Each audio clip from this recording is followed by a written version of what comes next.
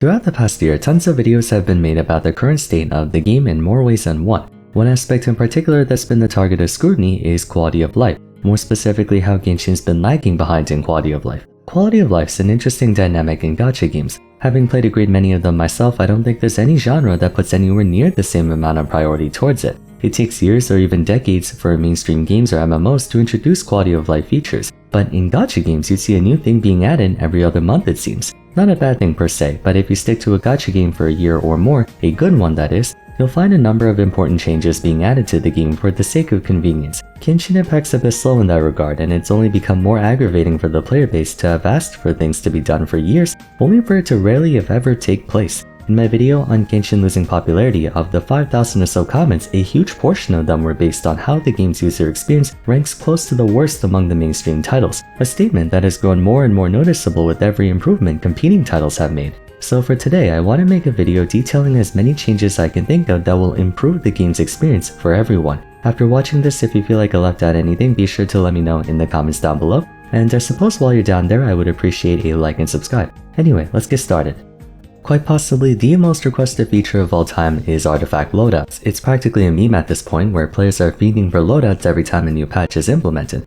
I'll be frank, I don't think we even need them in the game. The only time I would see them being actively used is if there are characters who routinely swap between 2 or 3 different sets, but for the most part, the majority of the cast only uses one each, with alternative options being side grades at best. Realistically, if they were to implement this, it wouldn't really be used as much, since unlike HSR for example, units don't have dual purposes like how you can go follow-up attack or break on Himeko, or how you can go pure fiction relics or normal DPS relics on a couple erudition characters. I suppose if we had more endgame content variety that could merit the need for loadouts, but at the moment, there's none. So why do people clamor for it to be implemented so aggressively? Memes aside, it's less about the feature itself and more about optics. The fact that it's been heavily requested for years and still neglected gives off the impression of the devs not really caring to adhere to player feedback. So adding this will be less of an actual quality of life mechanic and more of a way to lend credence to Hoyo's intent. Next change is another heavily requested one, dialogue skip button. Much as I'm sure it would be nice for every player to be a story lover, even as someone who studied narrative storytelling and video game storytelling in college, sometimes I just don't feel like sitting through paragraphs of what is ultimately meaningless banter between characters for hours on end, like the R&R quest. If this was a movie or anime where we could see tons of emotions and actions or visualization, that would be a different story, but you'd be lucky to see any character moving around or being expressive during conversations. One more issue is that several gameplay elements or areas on the map are locked behind said tedious dialogue, like the R&R quest. One of the biggest things players were happy to see in WoWa is the option to get a TLDR of what's happening in the cutscene before skipping it, greatly appeasing those who, while they may sit through the main storyline due to its importance, don't really care for side quest stories and whatnot, like the R&R quest. Additionally, the most annoying cases of unskippable dialogue would definitely be the ones where the characters don't even talk, yet for some reason you can't just mash click and get through everything. Like the fucking R&R quest. Please Hoyo, just give us the option to skip stuff. People who like reading and listening can still do so, while those who just want to get to the new area or something can be able to in a reasonable amount of time.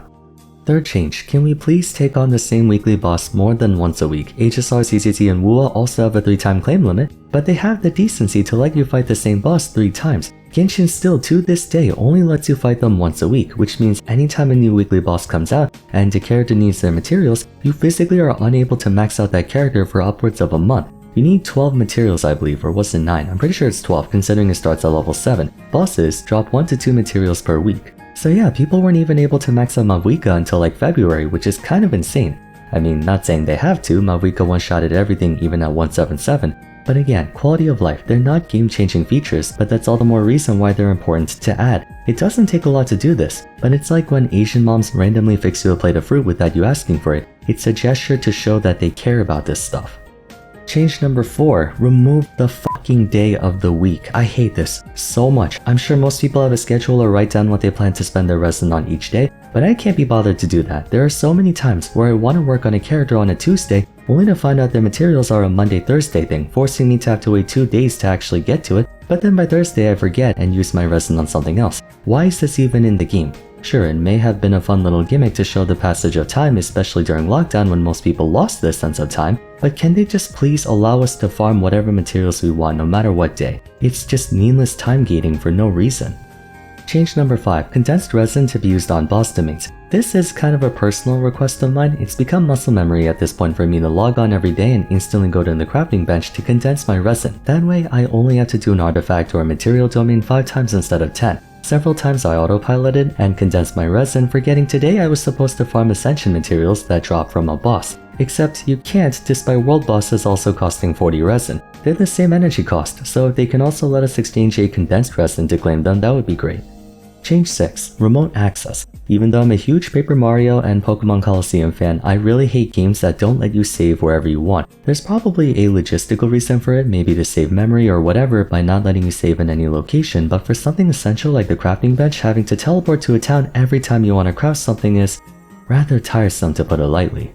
I suppose the same can be said for expeditions and claiming commission rewards too. Look, I love Catherine too, best NPC world, but when every other game lets you claim stuff remotely, it's a huge pain to have to keep going back every single time. If they want to meet us in the middle, maybe make it so we can craft a one-time use remote bench, like if it was Minecraft. I wouldn't mind spending 4 iron or wood per day to make a crafting bench. If anything, that would add a bit more fun to the game. Once a week, I usually take a few minutes to collect like 20 crystal flies to keep my supply of condensed resin good to go. But point being, please give us remote access to these things. It may sound overly spoiled or entitled for me to complain about taking 10 more seconds to teleport to a town, but it's less about Genshin not doing it and more about everyone else doing it that forces Genshin to have to follow along. If every other game gives you that convenience, it makes the games that don't have it feel that much more tedious. That's why quality of life is so important. It's not the feature itself that people notice, rather lack thereof. They emphasize that a lot during my UX classes. People don't really notice something when it's working well, they only notice it when it's not working or when it's not there at all. Change 7. General Material Conversion. Genshin gives you the ability to convert attribute stones and weekly boss materials into other materials of the same category, but it would be nice if they could do that for all materials. Being able to convert, say, prosperity talent mats to gold mats, or kindling to contention, justice to equity, freedom to ballot. On that note, weekly boss materials can only convert to other materials that drop from the same boss. If they don't have any intention of allowing the same weekly boss to be taken on thrice per week, then the option to convert other boss materials to that one would be nice. I'm sitting on like 100 Devolin mats that have been collecting dust on account of Hoyo not releasing a Mostat character in years. For that matter, a general material substitute would be helpful too. HSR has those tiers of whatever thingamadoohickeys that can be used in place of any ascension materials you have. If they could bring those to Genshin, I would greatly appreciate it. Having mentioned Devolin, that brings me to our next change. More of a new feature instead of a change, but I'd like them to add a special challenge difficulty for every weekly boss. Not for materials or anything, but maybe for leaderboards or bragging rights or something. Even though the newer weekly bosses like the Knave and Primal Fire can be reasonably difficult if you don't know the mechanics, the majority of these bosses go down like lead balloons with a halfway decent team. In fact, you could straight up skip half of their mechanics by one-tapping them right away. Basically, I'm asking for Genshin to do the tactical hologram treatment, make the same boss but make them insanely difficult, maybe for extra currency or something we can work towards. Something player anxiety, oh to hell with that. Kind of a shame too, given most of these bosses have elaborate sequences and phases. We just don't care though cause we nuke everything in one hit. For the next change, I say this because Honkai Star Rail has this. Every artifact set should be available in the Strongbox the instant they release. I get that Hoyo doesn't want us to stock up on new artifacts without ever stepping foot in the new domain, but the rate at which new sets come in is so painstakingly slow. In defense of Hoyo, they have been speeding things up a little, but remember when we didn't get version 1 artifacts until version 3, or version 2 artifacts until version 4? Considering how mind-numbing the artifact grind is, if they could let us convert bricks into new pieces that, let's be real, will also be bricks, that would alleviate the grind a little bit. If you're interested in seeing all the artifact changes I had in mind, I actually do have a recent video on it for you to watch. Again, more of a feature than a change, but something that would be fun to try out is an infinite spiral abyss mode where players can progressively go deeper and deeper into floors 13, 14, 15, 16, 17, so on and so forth, with exponentially ramping difficulty to see how far they can get. Just like the weekly boss challenge mode, I think a big reason why people feel so bored in the game lately is that once you do all the events and stuff, there really is no reason to keep playing or working towards anything. Even casual players need something to want to build towards. Right now, there just isn't an incentive to do anything other than the bare minimum, and so adding content, even if there's no beneficial reward to it, can be enough to make players want to keep going further with their units. Or they could do something really simple, perhaps common EXP materials or maybe even trophies to add to their account. Whatever the case, I'll be begging Hoyo to add more endgame content until they eventually do. Taking a break from new stuff for a moment, I want to bring some attention to old stuff. Cinnabar Spindle, Festering Desire, Ultimate Overlord's Mega Magic Sword. What do these all have in common? You can't get them anymore. Albedo's unique 2-part story, Unreconciled Stars, Labyrinth Warriors, you can't access those either. Genshin has a ton of great flagship events over the years, some that contributed a ton to the continuity and/or gameplay, but none of those are accessible anymore, which is a huge loss of content in a game that desperately could use it. Honkai Star Rail WUA and I believe ZZZ let you play through flagship events at any time you want, even being able to collect rewards from them. Granted, you still miss out on the time-limited rewards, which usually contain refinement mats for the event weapons, but not being able to access old events really sucks in a game that doesn't do reruns. Most gachas have reruns for events specifically for this purpose, to allow players who weren't around back when they first came out to experience them, or for those who didn't get to finish all the quests to finally do so. HSR even lets you buy old event light cones. Hoyo needs to do this for Genshin. If anything, it could be helpful in making filler versions more worthwhile, running the flagship event but also rerunning an old one. Or they can do a part 2 type thing, reuse the same assets but write up some new dialogue or add new items. For the next change, I want character choice banner rotation. The Chronicle Wish is a start, credit where it's due, but when HSR made it so you can select from a pool of version 1 units to replace the 50/50 losses, I can't fathom why they didn't think of that for Genshin. Though we were promised more standard banner units and even just got one recently in Mizuki, letting us choose 3 characters to replace the 9 we can roll in the standard banner would be a great way for people to get their hands on old characters, especially since we're getting to a point where Hoyo is forced to do reruns for multiple units at a time to fit everyone in. I would prefer if they allow it to be thrown into the Acquaint Fate pool instead of just for that banner, but I also didn't mind meeting them halfway. Getting constellations of old characters can be a way for them to keep up with the modern ones. C3, C4 Yelan, for example, would certainly be a caliber above C0, C1.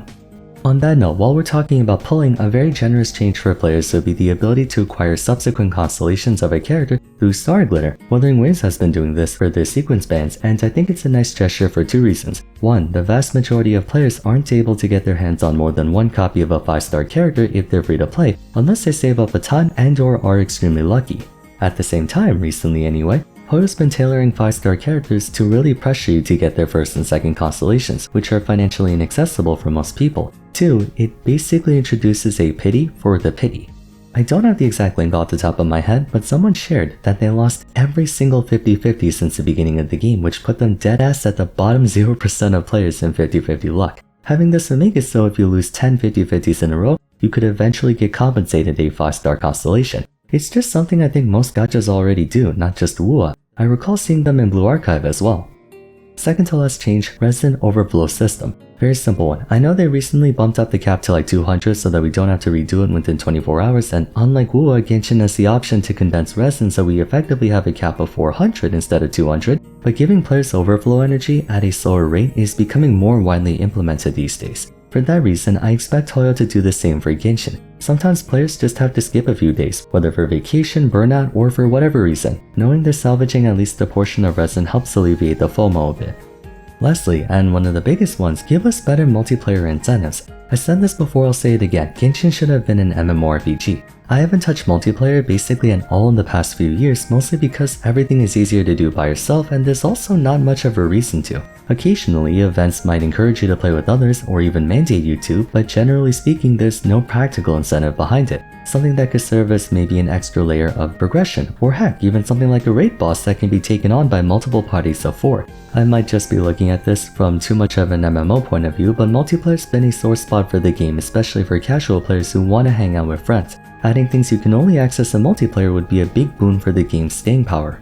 So anyway, there are at least a dozen more quality of life changes or content features we could talk about, but I think I'll go with the 15 I chose for now. Genshin still has the potential to be a frontrunner for the gacha industry, but for them to restore player goodwill, they can't just do the bare minimum. It's all about going above and beyond, whether or not those features are actually conducive to a better experience. Essentially, it demonstrates attention to detail and a desire to improve the game in whatever way they can, without having to be told. If you look at other gacha games, either now or in the past, they would usually implement quality of life features soon after players have been clamoring for them, or they would just implement them without us asking for it in the first place. But I feel like for Genshin, they're only compelled to do so if the pressure from other competitors becomes too great. But that's not the right mindset to have. You don't want to follow what other people are doing, you want to be the person trailblazing everything. In any case, what do you guys think about my list? Do you agree or disagree with my choices? Let me know in the comments down below. And of course, while you're down there, you're welcome to share any suggestions you have of your own. For now though, if you enjoyed the video, a like and subscribe would be much appreciated. Don't forget to follow me on Twitter at Vars, join my Discord server, and check out my other Genshin Impact discussions if you haven't yet. But till next time, thanks so much for watching, and I look forward to seeing you again soon. Take care.